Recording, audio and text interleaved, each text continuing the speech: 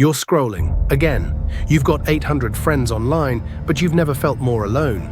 You see people at parties on Instagram, you see the perfect lives, and you get that pang, that hollow feeling in your chest.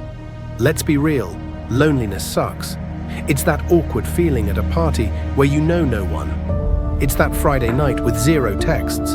It's a feeling we've all had, and we're taught to just get over it, to put yourself out there. But what if I told you that feeling isn't just in your head? What if I told you loneliness isn't a feeling at all, but a physical threat? A threat that's as bad for your health as smoking 15 cigarettes a day. Yeah, you heard me. The US Surgeon General Dr. Vivek Murthy literally declared a loneliness epidemic in America. He said it's a public health crisis because the science is legit.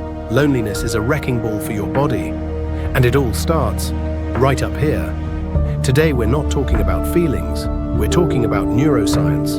We're diving into the raw, unfiltered science of what social isolation physically does to your brain structure. And more importantly, I'm giving you 3 science-backed tools, not go make friends, but actual neuroscience tools to fight back. You're going to want to stick around for this.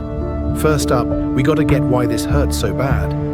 For our ancestors, being social wasn't about being popular, it was about survival. If you were in the tribe, you were warm, you were fed, you were protected. If you got kicked out, you were toast, literally. You were tiger food. So our brains evolved a defense mechanism, an alarm, just like your stomach growls when you're hungry or your mouth gets dry when you're thirsty. Your brain screams with loneliness when you are socially isolated. Loneliness isn't a weakness, it's a survival signal. It's your biology, your very DNA, yelling at you, warning, danger, find your people. Researchers at UCLA, like Dr. Naomi Eisenberger, found that social rejection, it literally activates the exact same brain regions as physical pain. Think about that. In your brain, getting left out feels the same as breaking your leg. That's wild. So when this alarm is ringing all day, every day, your brain starts to change. It goes into survival mode, and that's where the real damage begins. All right, let's get into the mechanics. Brain on loneliness, tool number 1. Meet your amygdala. This is your brain's little threat detector. It's your smoke alarm. Normally it's chill. It fires when there's real danger. But in a chronically lonely person, studies like those from Dr. Stephanie Cacioppo, a leading loneliness researcher, show the amygdala gets sticky. It kicks into overdrive. It becomes hypervigilant. Your brain is running a different playbook. It stops seeing the world as a place of opportunity and starts seeing it as a place of threats. That person who didn't smile back, threat. That email from your boss, threat. That car that cut you off, major threat. You are literally, physically wired to be on edge. 24/7, and living in that fight or flight mode has a nasty side effect. It floods your body with a chemical wrecking ball. I'm talking about cortisol, the stress hormone. A little cortisol is good, it wakes you up. But when your amygdala is always on, you get a tsunami of cortisol. All day, every day. This isn't just stress. This is chronic inflammation at a cellular level. This constant flood of cortisol does 2 horrible things to your brain. First, it fogs up your prefrontal cortex, or PFC. That's the CEO of your brain. It handles logic, decision-making, and self-control. When it's flooded with cortisol, it basically clocks out. You can't focus. You make bad decisions. You snap at people. You feel like you're running on fumes. That's your PFC offline. Second, and this is the scary part, this cortisol tsunami literally shrinks your hippocampus. The hippocampus is your brain's save button. It's for memory and emotion. Tons of research, including a massive study in neurology, links long-term loneliness and high cortisol to actual brain shrinkage in this area. And guess what a shrunken hippocampus is the #1 calling card for? Alzheimer's disease and dementia. That's not an exaggeration. A 2018 study in the Journal of Gerontology found that people who felt lonely, even if they weren't totally isolated, had a 40% higher risk of dementia. Your loneliness isn't just a feeling, it's creating a physical environment in your brain that is toxic to new memories and ripe for disease. Okay, that was heavy. I know. If you're feeling that right now, here's the good news. Your brain is plastic. It's called neuroplasticity. You can rewire it. The fix for loneliness isn't go to a massive party. That's a nightmare for an introvert. The fix is about quality connection. It's about signaling to your primal brain that you are safe. Here are 3 science-backed tools. Let's call them social protocols. You don't need a 3-hour dinner, you just need a social snack. This is a term from psychology.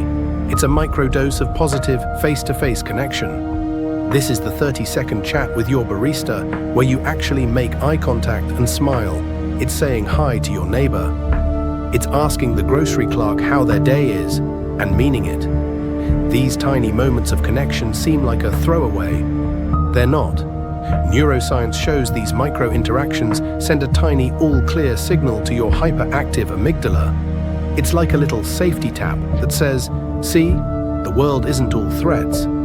It's a no-brainer. Try to have 5 of these social snacks a day. That's your first protocol. Okay, tool 2 is a step up. This is the vulnerability signal. Loneliness isn't just the absence of people, it's the absence of trust. You need to find one person, not 20, just one. A friend, a family member, a therapist. And you need to be genuinely vulnerable. I'm not talking about complaining. I'm talking about saying, hey, I'm having a rough time right now. Or, I'm feeling kind of disconnected. This is a total game changer for your brain. When you are vulnerable and the other person doesn't reject you, when they say, me too, or that sounds tough, that's not just a nice moment. That is a massive shot of oxytocin, the trust and bonding hormone, straight to your brain. Oxytocin is the direct antidote to cortisol.